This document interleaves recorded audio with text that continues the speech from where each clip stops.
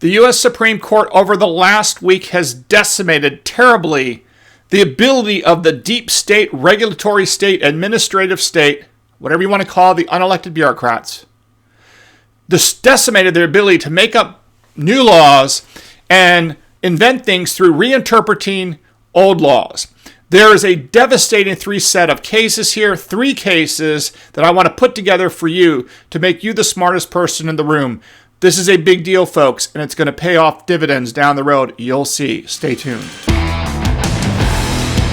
Hey, folks, I'm Mark Smith, host of the Four Boxes Diner, proud American gun owner, constitutional attorney, member of the United States Supreme Court Bar, and author of the brand new best-selling book, Israel Disarmed: What the 10/7 Attacks on Israel by Hamas Teach Americans About the Right to Bear Arms. We must learn the lessons of the importance of armed citizens, or the lack thereof, by learning from the mistakes of others, including the Jews and the Israelis, who made a terrible mistake, in my view, by not encouraging private gun ownership in Israel, a country surrounded by people that don't want them to exist, and yet they did not have everyone armed, nor did they encourage it. The consequence, of course, on October 7th was terrible. I talk about that in the book, and the connection to armed citizens, and the benefits thereof, such as what we have here in the United States. All right, folks, so here's the story. Big deal out of the U.S. Supreme Court. I've been gone for a couple days, had to do some personal errands for some friends, which I've now done, and now I'm back in the saddle. So we're going to have a lot more geeky information about the importance of the Supreme Court term and what it means for your Second Amendment rights and all your constitutional rights. We're going to get super geeky. You're going to be very happy in the end. And we'll talk about the future of the Second Amendment before the Supreme Court, which I do not think is dismal in the least, but we'll talk about that in future videos. But for now, I want to tell you about three cases that not a lot of people have connected up. Some of them have, but not as many as need to, have connected up the dots between these three huge Supreme Court cases. Two of which we've talked about before, one of which I have not talked about before, but now I'm going to connect the dots for all of you out there to make you the smartest person in the room when it comes to vindicating and protecting our right to keep and bear arms and all of our individual rights, including the Second Amendment's rights. Okay, folks, so here's the story.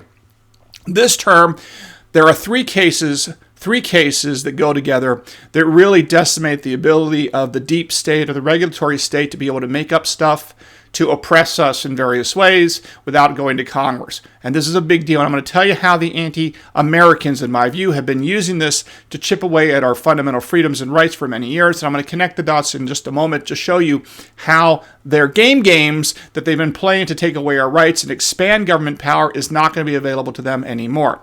To begin, when we have talked about one of these cases quite a bit, this is the Loper Bright case. I'm glad I brought this to the attention of the Second Amendment community. No one paid attention to this. I've sort of now talked enough about this over the last many months, and I think a lot of other Second Amendment channels and others have picked up on this, and I'm very happy to see that because it's very important that the Second Amendment community understand other issues associated with the U.S. Constitution other than specifically the Second Amendment rights, because as you know, the Constitution works as like a tapestry through which they protect our freedoms, and you want to make sure you protect the entire tapestry and not just the Second Amendment, although the Second Amendment is extremely important, don't get me wrong, but all of it works together as a gestalt, and we always want to be paying attention to how we protect ourselves against government overreach and government tyranny at every step of the way. And one of these is this Loper Bright case, sometimes referred to as the relentless case because of the nature of the names of the cases that were involved and the parties involved. Now, the good news is, we've talked about this before, the Chevron doctrine, which is I call the divine right of deference, other people have said that, the divine right of deference too, that basically says if there's any doubt about what a regulation means or a statute that creates a regulatory agency or gives a regulatory agency authority or power to act, all benefit of the doubt is given to the agency. I mean, if a regulation or statute touches on, let's say, the Food and Drug Administration, if there's any question about what that statute means or what the regulation means or how it should be interpreted or anything like that, the presumption before this term of the Supreme Court was that the administrative agency always won the case because they are known as the subject matter experts or the technocrats or the experts in the field, and therefore, because they supposedly know more about guns at the ATF than an ordinary federal judge, the presumption was that it made sense for the gun experts at the ATF to have a final say as to what an ATF-related regulation meant or what an ATF-related statute meant because they were the experts in the subject matter. Now, of course, having federal judges defer to a party in a litigation about what the law means is stupid, because the whole idea of federal judges was to interpret the laws as applied and decide what they mean. There is no excuse for the federal judges to defer to non-lawyers at some administrative agency who have an absolute bias and prejudice, an incentive, if you will, to always expand the scope of their authority. You will never find, this is my best guess, I'm guessing that you basically will never find like an ATF lawyer who thinks the ATF's power is not and should not grow. That's my best guess. I find that most of the people, that these lawyers and others who work for these regulatory agencies, always think that the right answer is that their particular agency should grow in size, their budget should get bigger, their power should expand. That's just to make sense, because that's where they work, and they think they should be more and more important than anyone else. That's the institutional bias, or the institutional incentives. The good news is the U.S. Supreme Court, in this Loper Bright case / Relentless case, said that the Chevron doctrine, the Chevron doctrine, which said that federal courts would defer to agencies, is no more. That it went bye-bye. Now, this is something I've been predicting for almost a year now. Once this case was granted cert, I brought this to your attention, and you know this well, and I'm happy to say that other people have picked up on this as well. So this is a very big deal, but this is not even the biggest news of the term when it comes to fighting the deep state, in my view. Let's take on the next critically important case. And there's two other hugely important cases that will allow us in the freedom-loving community and we in the Second Amendment community to continue to take on and fight the ATF and other agencies that overreach and try to take away individual liberties and grow the size of government. The other critical case you need to know about is this case called Jarkesy.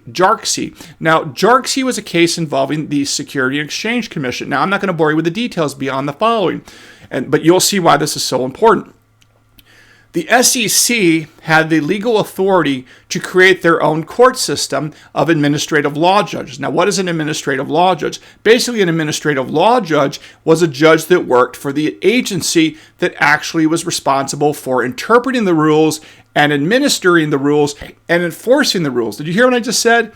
So you had a situation with the Securities and Exchange Commission, whose responsibility is to oversee the securities markets, buying stocks and bonds and securities of various forms. Won't bore you with the details, but any kind of security the SEC had authority over. And the way this was working is that the SEC, because of Chevron, could take a law, a statute, or a regulation, and they would be able to interpret the law or that statute or regulation in a way that everyone had to defer to, because under the Chevron doctrine, which existed up until now, they could say the Chevron doctrine says we're the SEC, we are the experts when it comes to security markets, and therefore when we say what a statute means or what a regulation means, you have to trust us at the SEC to get it right, because we're the subject matter experts, and the courts would generally defer to the SEC on most of these things because of the Chevron doctrine. But because the Chevron doctrine has gone bye-bye, that deference is no longer there. Now, that's number one.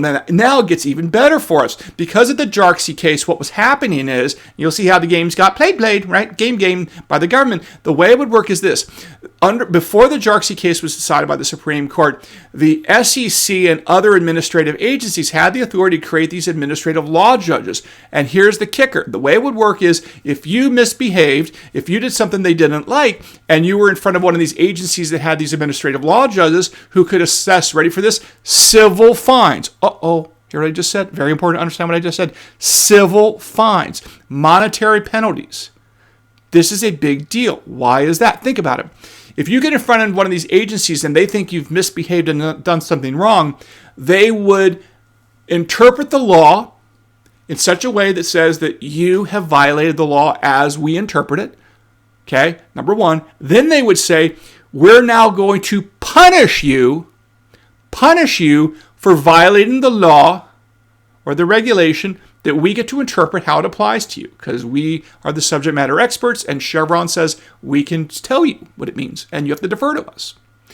And then they would say, you misbehaved. You violated the regulation. You violated the law. You did something on blue paper when you should have done it on red paper. You did something in 6 days when you had to do it in 4 days. You see what I'm saying? That game. And if there's any debate about what the law means, was it 4 days or 6 days, blue paper, pink paper, or red paper, guess what? Because of the Chevron doctrine, their view usually won. So then they would say, okay, our view is this. We think you violated this. We go in front of an administrative law judge that works for the agency. They work for the agency. They work for the government. These administrative law judges for the SEC worked for the SEC. So now you had SEC lawyers interpreting the law in some way that had to be deferred to because of Chevron. Then they would say you misbehaved and violated the law that they interpreted. Then they would go in front of an administrative law judge that worked for, drumroll please, the SEC. And go in front of the judge and say, hey, I'm the SEC lawyer. You're the SEC administrative law judge. We think that this guy violated the law and he should be punished. And he should be punished with a monetary sanction. He should be fined and we should take his money. So then they would say, yeah, this guy misbehaved. Give us $1 million. He's got to pay us $1 million because he violated the law of pink paper versus blue paper as we see it. And then the administrative law judge who worked for the SEC would go out there and be like, yeah, I agree. The SEC is really smart guys. They're subject matter experts. I'm deferring to them. I agree. This guy misbehaved. He violated the law. Yes, I'm going to financially fine him $1 million. And then the administrative law judge would say, yeah, you're going to have to pay the SEC $1 million. Now, it's true that individual could then, this is where the game gets played, that individual could then sue in court to try to undo all this. But the beauty of it was, if you're the government, is because you took $1 million from the guy, or $100,000 or whatever it was, you took his money, it made it harder for him to use that money to hire lawyers to defend himself in court because you just took all his money. So now the agency's like, yeah, I interpret the law the way I want it to be. I apply the way I want it. I go in front of an administrative law judge that works for the same agency than I, the government, do. And he says that you're a bad person and you got to pay money. Then you got to pay the money and then you get to go in court to fight about it. But they've already taken your money, and in many instances, if you're a small business, they're taking the money that you need to fight the case, and they took it away from you through the administrative law process. Well, the good news is the Supreme Court in this Jarkesy case is that's not allowed anymore, because under the United States Constitution, the Seventh Amendment says that if you're going to be, if the government or someone's going to sue you for money, to take money, you're entitled to, ready? A jury trial. Jury trial. That's right. Under the Seventh Amendment, you're entitled to a jury trial if they're trying to take money from you. We're not going to talk about the difference between equity courts and legal courts. I won't bore you won't bore you right now about that distinction. But basically, if someone is trying to take money from you, a financial penalty, then the Supreme Court in this Jarkesy case says these administrative agencies can no longer use, effective immediately, these administrative law judges to impose financial fines or civil penalties, because you as an American citizen are entitled to a jury trial. So if the SEC or these other administrative agencies want to go get money from you, go ahead. But you've got to sue the person in court, go in front of a judge who going forward is no longer going to defer to your interpretation of what the law is, because under the Chevron destruction of Chevron doctrine, the federal court you're now going in front of is going to treat you and the SEC as if you're the same, right? They're not going to defer to the agency's interpretation anymore. It's going to be basically who's right. That's what the federal judge is going to do. And the SEC in this case, or other administrative agencies, are not going to be able to financially bankrupt you with these civil penalties through their ALJ system before you ever get to go to court. So now, if they sue you, fine, you've got money. You're going to use that money that they would otherwise have stolen from you in the ALJ process, and you're going to use that to fight. Okay, I'm not saying it's perfect to get sued, but the point is it's a lot harder for the SEC and these other agencies to go to court and win a lawsuit in front of an objective, neutral judge and in front of a jury. It's a lot more difficult for the judges to win in front of a jury. I should say the prosecutors of the SEC and the like to win in front of a jury in front of a neutral judge than it was to win in front of a SEC employed federal employee administrative law judge that worked for the SEC, right? So the good news is the Supreme Court in the Jarkesy case says this is a no-go.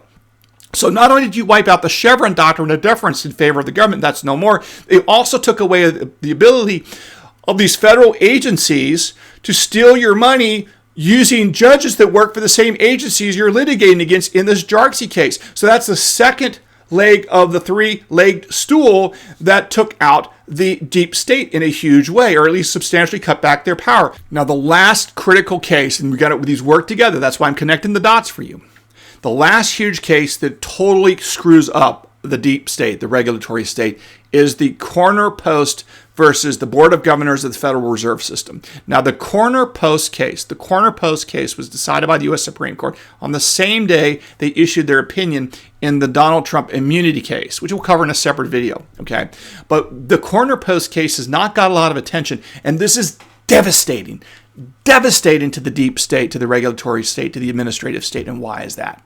You see, it takes away another bit of ability of the federal government to take your rights without recourse, to prevent you from actually exercising rights. And why is that? In the corner post case, and this is a little geeky, but you're going to like where I get to, and you're going to be happy. And when you combine it with the Jarkesy case saying you can't use civil penalties to take money away from people without going to court and going in front of a jury government, and you combine that with no more deference to agencies with the destruction of the Chevron doctrine in the Loper Bright or Relentless case, and you combine it with this corner post case, and you understand how this works together to screw the government, you're going to be very happy. Now, the corner post case sounds super geeky, but it's not that complicated. It talks about when does the statute of limitation accrue in terms of your ability as of right, let's say, to sue the federal government for an illegal, unconstitutional, improperly promulgated regulation. Okay? So there's a lot of things I just said here, but it's going to be really simple. Ready? The way the game got played by the government was this. Let's say in 1984 or 1992, the government promulgated a regulation that governed your industry. Okay, let's say you ran a convenience store. Let's say you ran a bank, whatever it is. Okay, in 1994 or 1992, whatever it is, 1984, it doesn't matter. The government promulgated a regulation that infringed upon your ability to function in some aspect of the economy, whatever it is, okay? Under the Administrative Procedural Act, you have 6 years to sue, okay? 6 years to sue under the Administrative Procedure Act, which is the act by which people sue the government for problems with the regulations. So think about it for one moment. Let's say you were not even born in 1994. And the FDA or the EPA or the ATF promulgates a regulation in 1994, okay? And 6 years is over, right? If it starts in 1994, 6 years passes in 2000. And let's say you're a young guy and you're born in 2001. Now you start a business in that space, in that field, in that area of the world, in that industry. And you look around and you're like, hey, this is BS. This regulation that was promulgated in 1994, 6 years, the 6-year statute of limitation for challenging that regulation expired in 2000. I wasn't even born then. Now I've just started up a business, and this regulation is hurting me because it's preventing me from charging enough money, or it's cutting back on my costs, or whatever it is. You're being injured today. And the way it worked before the corner post decision last week, that you would sue to say this regulation was wrongly done, blah, blah, blah, and they'd say, too late, the statute of limitations has expired. Too damn bad. You lose. And you're like, but I just started the business today. How can I have sued in the 6-year window? I wasn't even alive. Too damn bad. You lost. 6 years. Guess what? The U.S. Supreme Court in the Corner Post versus Board of Governors case says, that's absurd. No more. Goodbye. The Corner Post decision by the U.S. Supreme Court is a huge win because it says that the 6-year period accrues, which means it begins to count the 6-year statute of limitations period. The moment, ready? Listen carefully. The moment you are injured. You are injured. So if you were not born in 1994 and you were not born in 2000 when the regulation was promulgated in 1994, and then 6 years after that was 2000, you weren't even born, and you start a business today, let's say, and like 6 months from today, you realize this regulation that was promulgated in 1994 is hurting you, it's injuring you. You can now, because of the Corner Post Supreme Court decision, sue now. And the government cannot say, ho, ho, ho, no.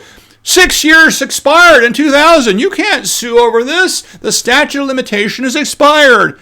No. The Supreme Court says, no, no, no, no. The 6-year statute of limitations of the Administrative Procedure Act starts to run when you are first injured. When you're injured.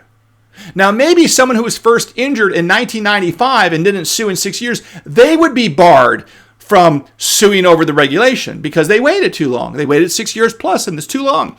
But if you're new to the business, if you're new to the industry, and now you're injured today, you've got 6 years to sue and challenge it. So they can no longer say, well, that regulation that's been on the book for 30 years, that's set in stone. That's the Rosetta Stone. It's carved on the walls. It can't go anywhere. It's permanent.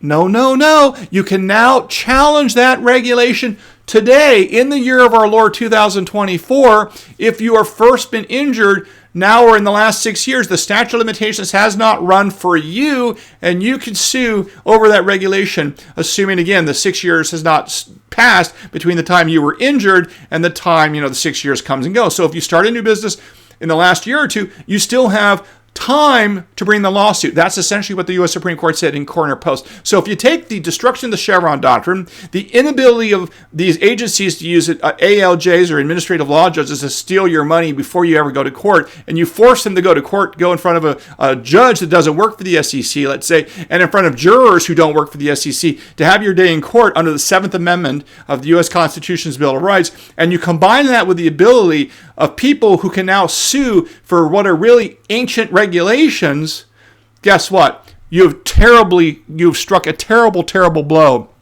for the administrative agencies, the deep state, the regulatory world that did not exist 6 months ago. So these are the three legs of the stool that the anti-freedom government bureaucracy has been relying upon to take away rights bit by bit by bit. And they now have a much more difficult job to steal our freedom. I'm obviously not saying we're all the way there. We have a lot more work to do. But this was a major blow, and the deep state government bureaucrats are most definitely unhappy because this will make it much harder for them to expand their authority and powers, and hopefully with a little bit of luck over time we can start to shrink it back. But this is a good start. So anyway, I wanted you to understand how these three cases work together, because the Jarkesy case, the Loper Bright case, and the Corner Post case work together. And this is the sort of thing, when I say the Supreme Court sometimes takes extra time to get to, is because they got to think about how all this works together. And even though there's nothing more important in my view than the Second Amendment, a lot of these other issues plays a big role in fending off government tyranny, because the Second Amendment is only one part of the gestalt of ways that we try to prevent this government from going tyrannical on us. And these three decisions by the Supreme Court is a great start in terms of achieving that end. It doesn't mean we're all the way there, but it's a good start. So there you have it, folks. Hope this was not too geeky. We got a lot more videos coming out. I'm going to really punish you guys hard with a lot of geeky stuff over the next week or two about the Supreme Court term, so just be ready for that. And make sure you subscribe here on this channel. Don't forget to follow me on X at 4 Boxes Diner, and we'll see you again soon here at the 4 Boxes Diner. Orders up. Table 2A.